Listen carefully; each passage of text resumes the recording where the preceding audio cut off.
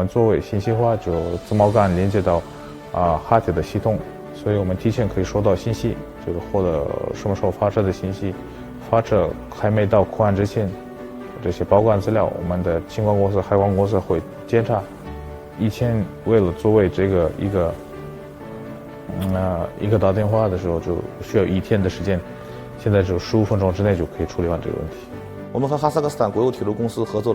以后特别是组建合资公司、共同投资项目以后，那么一方面就是在于整个从西安到中亚地区和欧洲地区的班列的组织运用效率有了明显的提升。